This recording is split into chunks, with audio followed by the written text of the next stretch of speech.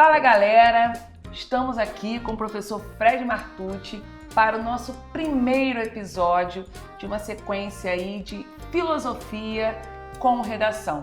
E para que isso, né? Para que vocês possam realmente ter uma aplicabilidade no texto, sem serem frases soltas, mas sim ideias concatenadas com o tema e com a argumentação, para que você possa realmente chegar à sua nota máxima.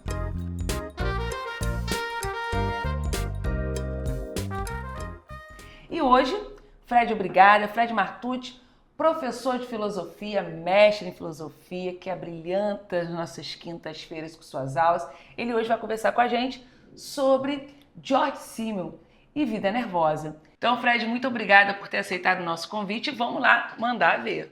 Eu que agradeço, Dani, a oportunidade, o convite também de estar aqui. A gente vai estar repassando algumas aulas que a gente fez no ano passado, né?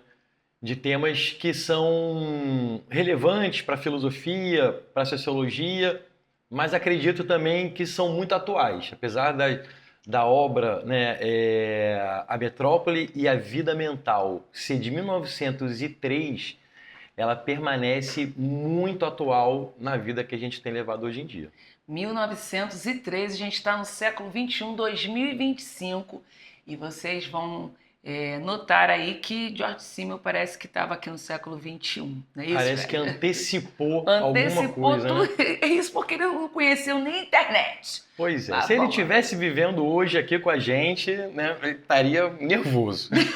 Mais nervoso ainda. Mais nervoso ainda. Mas fala aí um pouquinho pra gente sobre a obra. O Simmel, ele é um dos autores sociológicos, né, fundamentais, que está lá no início um pouco dessa reflexão sociológica.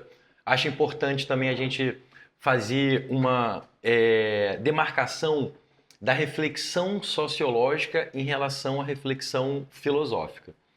A sociologia tem por objeto central a vida na sociedade, a vida nas cidades, né? A sociologia surge na emergência da industrialização e da criação dos grandes centros europeus.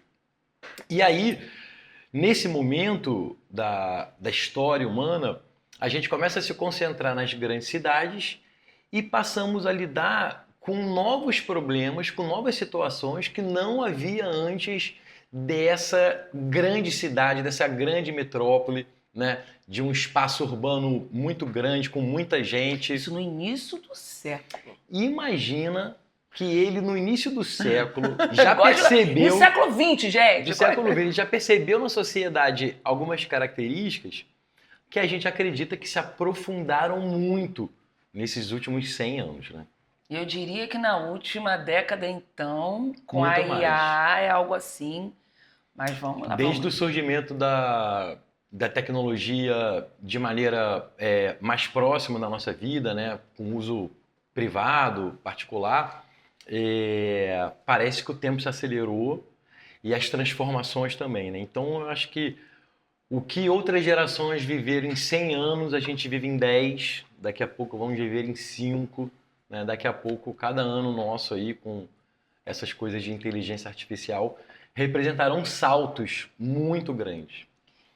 E acho que essas reflexões, elas servem para que a gente esteja atento a algumas questões que tocam a nossa vida, e a única possibilidade de lidar com elas é a gente estar atento a elas, né? Então, tematizar certas discussões é fundamental. Então, George Simmel ele falava muito da vida nervosa, né? Vida nervosa.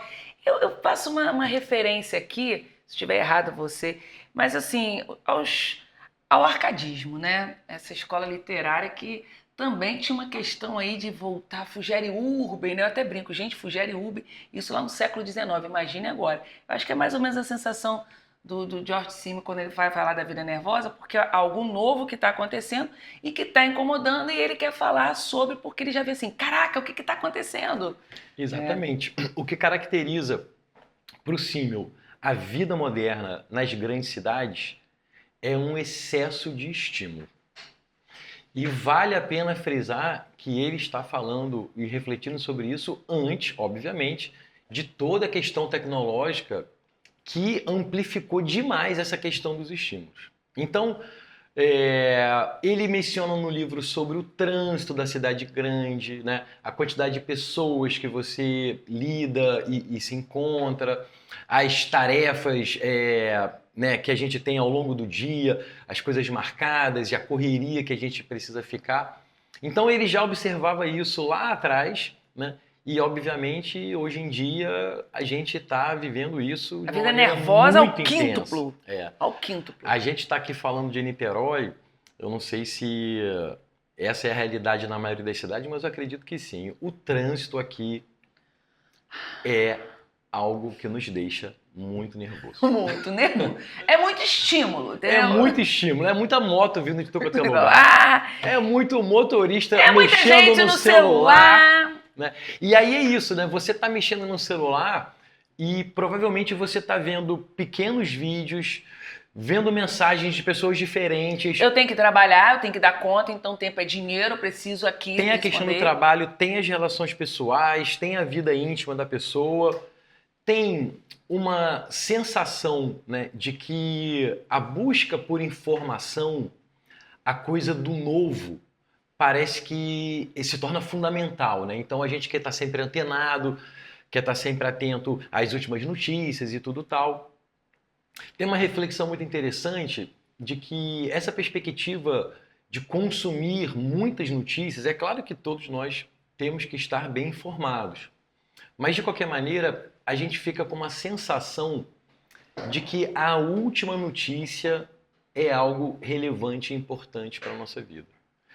Quando muitas das vezes, né, há uma produção ininterrupta de notícias superficiais, de coisas que não vão impactar na nossa vida, né? E eventualmente aquilo que a gente devia estar se concentrando talvez fosse algo do passado, algo mais distante, né?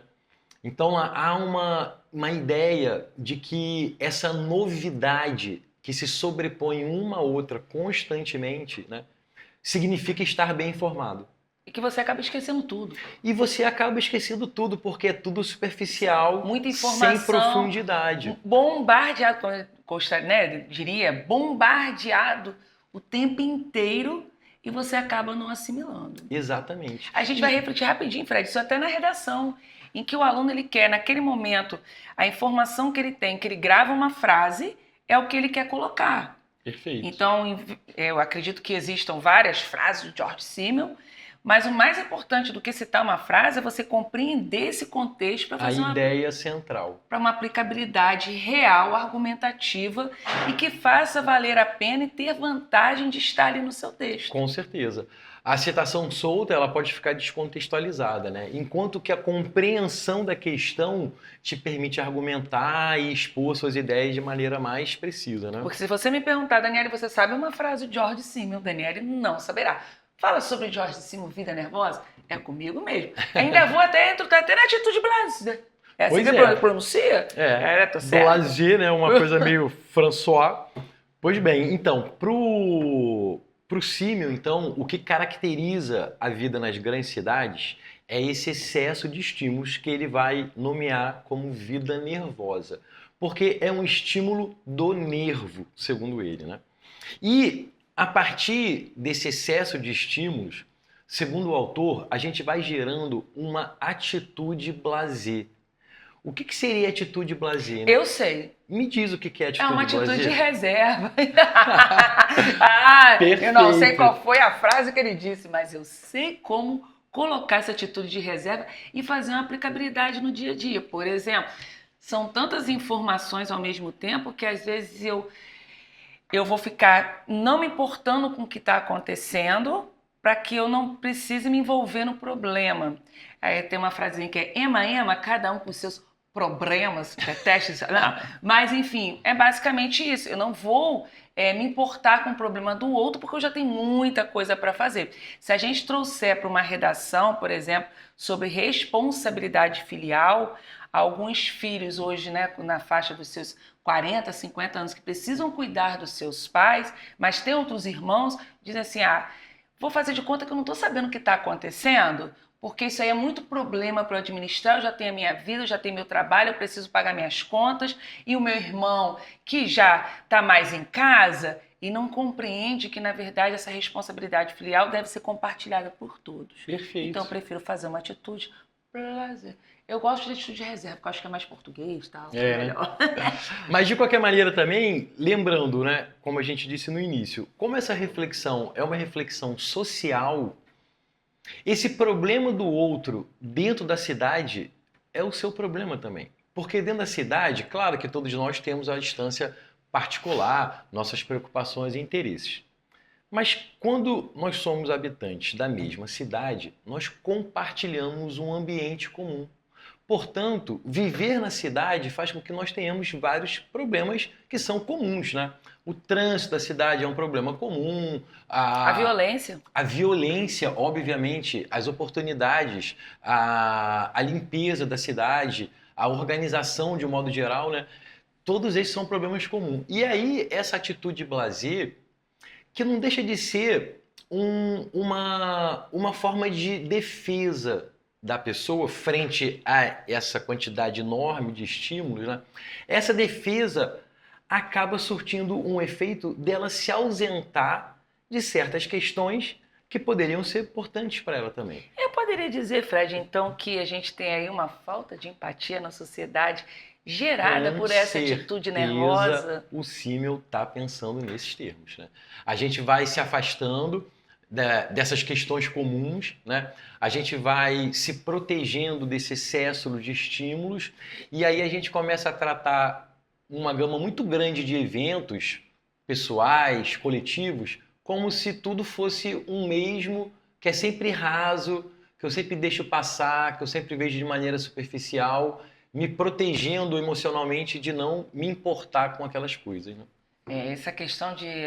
Isso é muito importante, galera. Essa questão de você, já que você recebe tantos estímulos, às vezes você quer se proteger de não entrar ali para você ter um estresse a mais, um Exatamente. aborrecimento. Então você pensa assim, deixa para lá, depois eu penso sobre... Não é uma questão que eu quero me aprofundar. Então, às vezes a gente vê alguma questão, algum problema na sociedade em relação, de repente...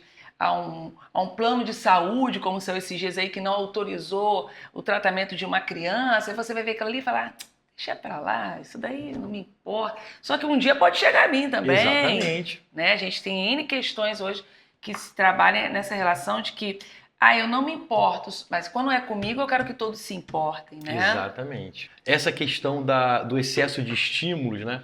Vamos lembrar que o símil está falando sobre os estímulos da cidade. E hoje em dia, nós mesmos, em muitos momentos que a gente poderia estar um pouco mais relaxado, que a gente poderia estar contemplando a vista, nós estamos com o celular na mão e nos sobrecarregando de mais estímulos, né? Então, ele está fazendo uma reflexão sobre como a cidade por si só nos sobrecarrega de estímulos. E hoje em dia a gente deve perceber como nós mesmos potencializamos esse excesso de estímulos com o tipo de uso que a gente faz das redes sociais, da comunicação de um modo geral, né? Dos vídeos curtos, né? Vamos lá, é só essa informação, as pessoas sem procurarem mais profundamente o que está acontecendo. Exatamente. O nosso comportamento nas redes sociais, muitas vezes, está coadunando com o que ele fala da atitude blasé de reserva. Porque você passa uma notícia horrorosa, mas você só para ali, olha, vê e passa, depois vem um poema que um amigo teu postou, você também não te diz nada daquilo, você passa, você vê uma foto de alguém que está viajando, você passa, aí tem uma outra notícia horrorosa, uma notícia econômica horrorosa, e tudo vai sendo digerido. Mas né? se uma notícia for um destaque, todo mundo quer falar sobre, por exemplo, a série Adolescência agora. Gente, eu preciso ver, a pessoa Nossa, só fala não, disso, só ainda fala isso. não. Vale muito a pena, mas assim, uma reflexão maior, não só para os pais, para a sociedade, para os jovens, né? Sem dúvida Então nenhuma. a questão assim, não dá para ter uma atitude de reserva nessa situação, né? No caso que a gente está lidando com sociedade e isso vem, a consequência disso, o efeito disso é muito maior. Então muito maior. acaba que você ter uma atitude blasé nesse momento, uma atitude de reserva, é você também estar se envolvendo e sendo coparticipante no que vem acontecendo de forma tão sorrateira, né? Digamos assim, ou sorrateiramente, na internet. Mas, Fred, rapidamente aí, não querendo cortar você para continuar seu pensamento, você falou então uma questão muito interessante, que a própria cidade já traz vários estímulos para você, então o tempo inteiro você já está com muitas informações. A gente, né, brinca aí quando está no trânsito. Antes você tinha que olhar a moto só por um lado, agora você quer pelos dois, e cuidado que ainda vai ser culpado. Mas é uma questão que a gente começa a ver esses estímulos cada vez mais instantes. São os outdoors, os busdoors e tudo mais, o celular. E aí eu percebo justamente isso que você falou, né? Eu faço o meu caminho todo dia vindo de Maricá para Niquite, para Niterói. E aí o que eu percebo? Muitas vezes você tem uma árvore linda como um ipê, como nós vimos hoje, rosa maravilhoso, assim, uma coisa colorido, mas você tem uma preocupação enorme que no trânsito, no carro, não sei o que, não sei o que lá. E eu tenho me policiado muito quanto a isso, porque eu preciso fazer desse caminho até o trabalho, esse trajeto e retorno para casa, tentar trazer esse trajeto mais tranquilo, para que eu possa também não ter, não só atitude de reserva, mas estar extremamente nervosa, extremamente irritada, já chegar aqui explodindo. Então a gente tem que tentar, mas essa questão dos estímulos é algo muito interessante. Esse estímulo, ele vai anestesiando a gente um pouco, e aí a gente perde essa oportunidade de reparar um pôr do sol no caminho. A lua, eu adoro ver a lua. A lua maravilhosa. Há pouco tempo atrás teve um alinhamento no céu aí dos planetas com a lua, uma coisa maravilhosa. Eu trouxe aqui uma frase do Símio, né, onde ele vai fazer esse comentário, né, sobre a atitude blasé. Ele diz assim: o habitante da metrópole desenvolve uma atitude blasé em que todos os fenômenos são recebidos com a mesma indiferença. Através da mera intensificação quantitativa dos mesmos fatores condicionantes, essa realização é transformada em seu contrário e aparece sob a adaptação peculiar da atitude blasé. Portanto, a gente, no caminho para o trabalho, a gente mora numa cidade, né, litorânea, tem um mar aqui, tem um pôr do sol, tem, né, partes bonitas. Belezas únicas. Belezas únicas. E parece que tudo se torna indiferente, né? Agora, galera, a gente está falando nós aqui, adultos e tal, mas vocês, jovens, né, como é que trabalham essa questão da atitude de reserva e também da vida nervosa? Porque pega a bicicleta, muitos aqui andam, né, de bicicleta, Sim. E é aquele estresse, aquela coisa que às vezes chega e fala assim: nossa, eu tive que ir para a calçada, não tive um lugar porque o ônibus não respeitou a faixa, não sei o quê. E por aí vai. E por aí vai. E não observa o dia a dia e às vezes fica só assim, né? Eu tenho que fazer essa redação, tenho que fazer essa redação, tenho que fazer essa redação, mas não para, às vezes, para observar que o conhecimento está dentro de você. Respira, coloca no papel, sem ficar pensando em estímulos que o TikTok está te mandando. Que eu até brinco, sabe? Época de vestibular, a galera tem que tirar as redes sociais. Tem que buscar, assim, na verdade, acho que todo mundo, né? Quem sabe o que quer, num momento desse na vida, tem que se centrar no que é importante. E as redes sociais, sem dúvida nenhuma, não são mais aquele lugar de relaxamento, né? De você perder um tempinho ali no ócio, tudo tal. Não, né? são de estímulos, às vezes até de fracasso. Exatamente. A gente não está dizendo para vocês, eu não vou fazer acontecer. Não, a gente está falando o seguinte, galera, olha, acho que agora é o momento de ter uma atitude de reserva. E o Símio, ele também comenta sobre a atitude de reserva, né? Que ela, por ir nos anestesiando em alguma medida dos estímulos que vêm de fora, ela também pode impactar numa reserva que impacta nas nossas relações pessoais, né? No olhar que a gente pode ter para o outro. Então a gente vai ficando um pouco mais insensível, né? A gente passa infelizmente, por moradores de rua e é como se não os visse, assim como a gente também não vê o pôr do sol, assim como a gente não vê 1 milhão de coisas que está acontecendo. Mas a gente não vê a pessoa que está dentro da nossa casa. A gente não conhece o nosso vizinho.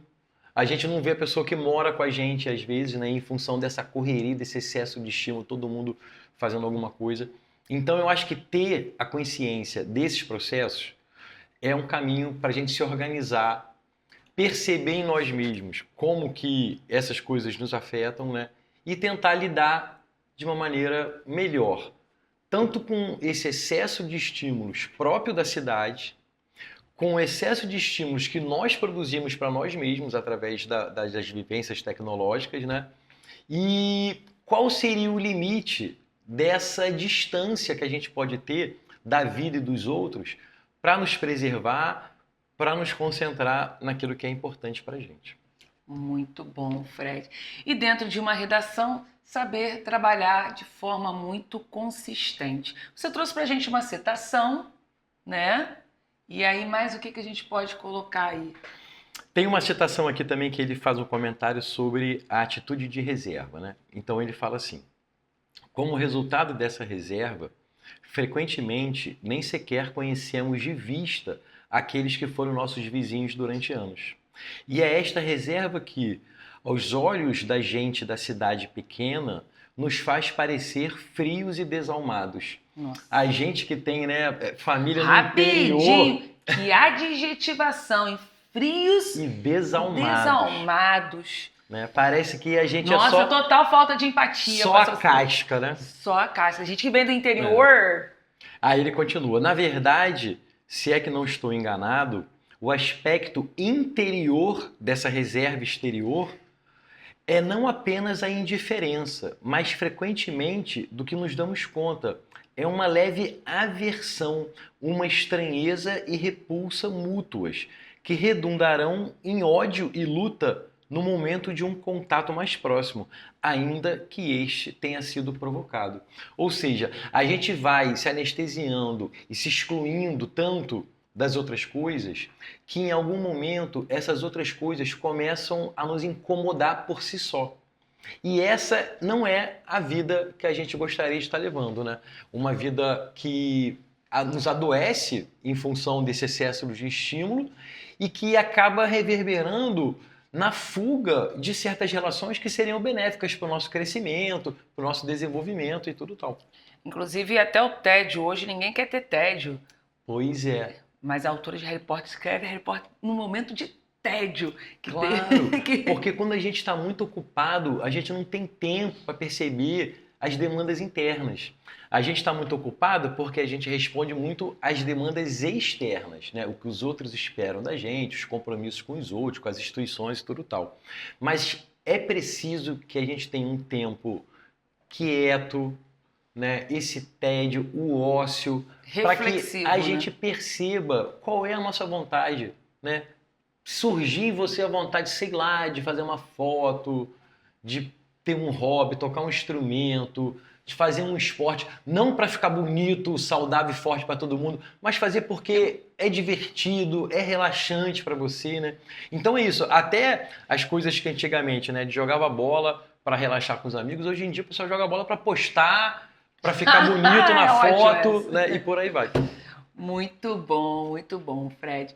E assim, a gente entende que, como a gente está falando de filosofia, redação, sociologia, né? Quando a gente fala filosofia, eu vou botar o barra sociologia, não podemos esquecer disso, mas acima de tudo, para concatenar as ideias. Então, quando eu penso lá, que a professora coloca um tema, de repente, sobre a questão, que foi até, né, da questão da importância da valorização dos catadores de materiais recicláveis no Brasil, o cara que nunca parou para pensar, o que tem a ver esse cara que está catando lixo?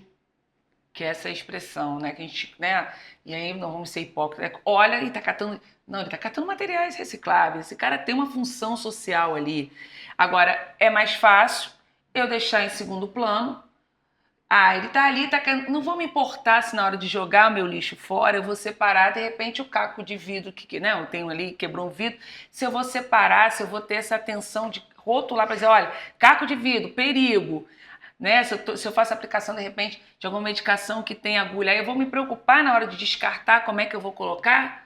Eu não penso nisso. As pessoas não pensam nisso, mas elas não pensam também que a gente vive em comunidade, em sociedade, junto com os outros. Porque é mais fácil eu fazer uma atitude de reserva, uma atitude de lazer, porque eu já tenho muita coisa para me preocupar, então são muitos estímulos e eu não posso ficar pensando nisso. Esse catador, ele é até invisível a esse olho, né, que está tão estimulado. Que é outro tema, invisibilidade, né? Com certeza. Por isso o pessoal fala, invisibilidade é para todos os temas do Enem, praticamente, porque no Enem eles vão procurar justamente trabalhar as questões em que a sociedade muitas vezes não discute ou acha um mimimi ou não tem importância e relevância, porém são cidadãos e que precisam ter vozes. Sem dúvida nenhuma. Eu acho, Dani, que para qualquer tema relacionado às questões tecnológicas, de rede social, a reflexão do Símil é muito importante e traz subsídios para boas argumentações. Com certeza, a gente fez um tema sobre celular no trânsito, né? Com certeza, vida nervosa, ó, na veia. Total, total. Fred, muito obrigada, sempre muito bom estar com você.